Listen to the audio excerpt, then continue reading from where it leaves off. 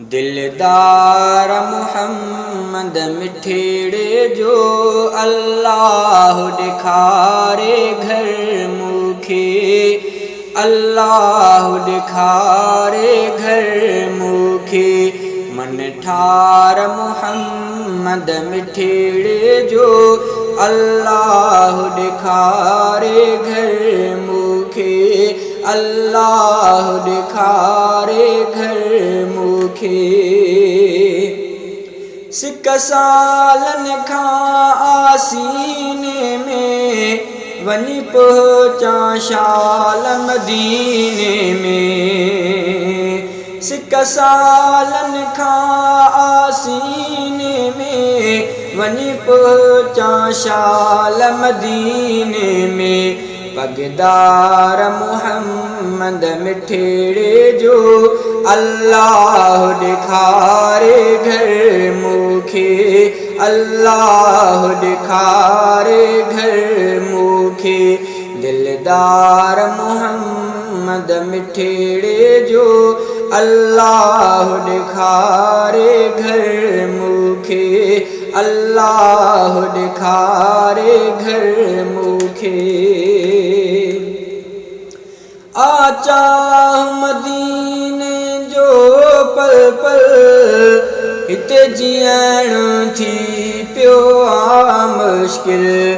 आचा मदीने जो पल पल हिते जियण थी पियो आ मुश्किल।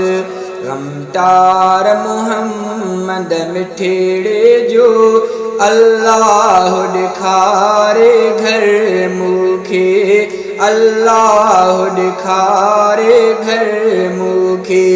दिलदार मुहम्मद मिठड़े जो अल्लाह दिखारे घर मुखे, अल्लाह दिखारे घर मुखे।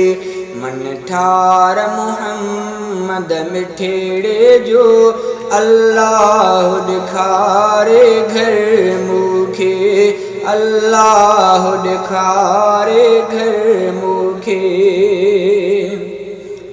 अदब साईं रोज़े आंडो मां पहुचण सां दुरूद सलाम पढ़ां। अदब साईं रोज़े आंडो मां पहुचण सां दुरूद सलाम पढ़ां। सरदार मुहम्मद मिठड़े जो अल्लाह दिखारे घर मुखे, अल्लाह दिखारे घर मुखे। दिलदार मुहम्मद मिठड़े जो अल्लाह दिखारे घर मुखे, अल्लाह दिखारे घर मुखे। रिज़वान मदीन घुराए खुदा थींदा ॾाहिर भाग भलाए अदा।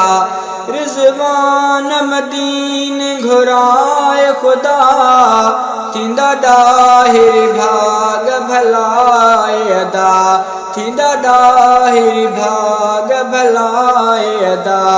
हर वार मुहम्मद मिठड़े जो अल्लाह दिखारे घर मुखे, अल्लाह दिखारे घर मुखे। दिलदार मुहम्मद मिठड़े जो अल्लाह दिखारे घर मुखे, अल्लाह दिखारे घर मुखे। मन ठार मुहम्मद मिठड़े जो अल्लाह दिखारे घर मुखे, अल्लाह दिखारे घर मुखे।